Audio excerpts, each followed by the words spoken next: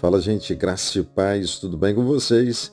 Começando então o nosso devocional diário, espero que você esteja muito bem do outro lado. A gente está aí começando mais um dia e a gente vai começar o nosso na presença do Senhor, meditando um pouco na palavra dele. Que você tenha um dia muitíssimo abençoado pela frente e, como sempre, que Deus abençoe a tua vida, a tua casa, que Ele derrame sobre você uma paz que excede todo entendimento. E para você que está chegando por aqui agora, seja muito bem-vindo. A gente fala sempre sobre a vida. E hoje eu convido você a refletir comigo lá no livro de Provérbios. A gente começa pelo versículo 7, lá do capítulo 3.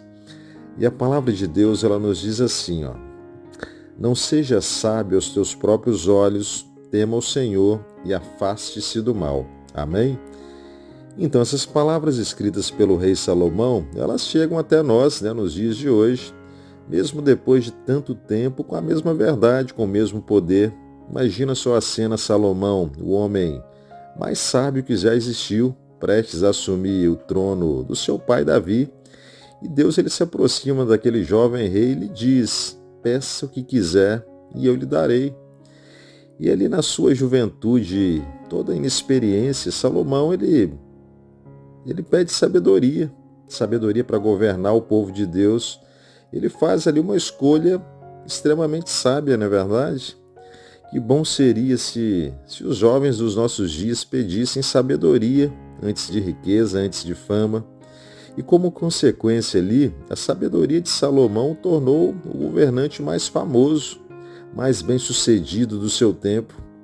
Contudo, anos mais tarde, meu irmão, a gente vê que mesmo o homem mais sábio do mundo, ele não estava imune à tentação do orgulho. Salomão ele escreve em Provérbios: não seja sábio aos teus próprios olhos. Foi isso que a gente leu. E esse é um aviso extremamente necessário para os nossos dias, para a minha vida, para a tua vida. Até o maior dos sábios, ele deve cultivar a humildade diante de Deus, porque aquele que pensa que não precisa ser aconselhado, geralmente se torna tolo demais para receber instrução, para crescer. De fato, Jesus, ele nos lembra, quando a gente vai lá para o Novo Testamento, lá no livro de Lucas, lá na história do fariseu orgulhoso, está lembrado? Lá no capítulo 18, a gente vê ali que aquele fariseu orgulhoso, ele se gabava das suas boas obras, enquanto o publicano humilde, ele batia no peito dizendo: Deus, tem misericórdia de mim, que sou um pecador. Agora, qual deles, perguntou-lhe Jesus, voltou justificado diante de Deus, hein? O publicano humilde, meu irmão, não um religioso orgulhoso. Então, assim, o aviso de Salomão, ele soa verdadeiro hoje como sempre foi. Não seja sábio aos teus próprios olhos. Nos momentos em que a gente se sente especialmente sábio, inteligente, virtuoso, lembre-se da advertência de Jesus, contra o orgulho religioso. O que distingue o cristão, meu irmão, não é a ausência de pecado, de falha, mas a presença do arrependimento, fé em meio àquela falha. Então, sendo assim, fuja do orgulho, fuja do mal aos olhos de Deus. Em vez disso, busque ao Senhor com um espírito humilde, como o publicano fez, pois somente assim a gente vai experimentar o perdão, a restauração que Cristo ele livremente oferece para cada um de nós, porque a humildade diante de Deus, ela deve levar a uma transformação na nossa conduta diária de vida.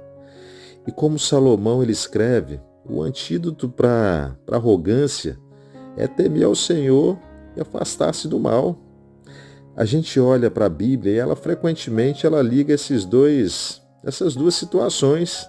Por exemplo, quando a gente vai lá para o livro de Jó, Jó era um cara que se considerava, um homem, ele foi considerado, na verdade, um homem reto, porque ele temia a Deus, ele evitava o mal, é isso que diz lá no livro de Jó, no capítulo 1. E o salmista ele escreve também isso lá no Salmos 34, quando ele diz bem assim, lá no versículo 11, diz assim: venham meus filhos, ouça-me, e eu os ensinarei o temor do Senhor. e lá no versículo 14 diz assim, ó, afasta-se do mal e faça o bem. Jesus também enfatizou esse ensino, essa conexão essencial entre o temor reverente a Deus e uma vida reta. Quando a gente vai lá para o livro de Lucas, lá no versículo 5 do capítulo 12, Jesus ele diz assim, ó, eu, porém, mostrarei a quem vocês devem temer. Temam aquele que, depois de matar o corpo, tem autoridade para lançar vocês no inferno. Sim, digo a vocês, a este vocês devem temer. E se a gente caminhar um pouco mais lá para o versículo 13 do capítulo 16, Jesus também acrescenta o seguinte, ó, nenhum servo pode servir a dois senhores, pois odiará um e amará o outro, ou se dedicará a um e desprezará o outro. Vocês não podem servir a Deus e ao dinheiro.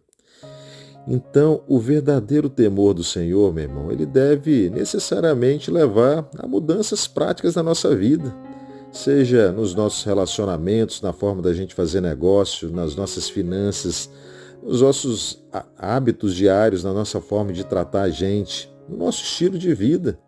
Então, temer e obedecer a Deus requer que nos afastemos, ativamente da avareza, da impureza, da mentira, da corrupção que a gente tanto critica na vida do outro e qualquer outro comportamento indigno diante do reino de Deus. Nós, como cristãos, eu e você, nós estamos diante de uma decisão que a gente deve tomar todos os dias, entre viver segundo a sabedoria do mundo ou a sabedoria de Deus. E a Bíblia ela nos alerta quando ela nos diz, não se amoldem ao padrão de quê? Desse mundo, mas transformem-se pela renovação da mente. Está lá no livro de Romanos. Que a gente possa ter a humildade de ouvir esse chamado. Que o Espírito Santo de Deus ele nos guie todos os dias, a cada passo que a gente der, para bem longe da arrogância, longe do mal, e que a nossa caminhada ela seja rumo à sabedoria que vem do alto, que é encontrada somente no temor que a gente tem a Deus, que a gente possa guardar esses ensinamentos no nosso coração que produz aí bons frutos na tua vida. Não esquece, amo vocês em Jesus. Se abençoa a tua vida, abençoe também a vida de alguém.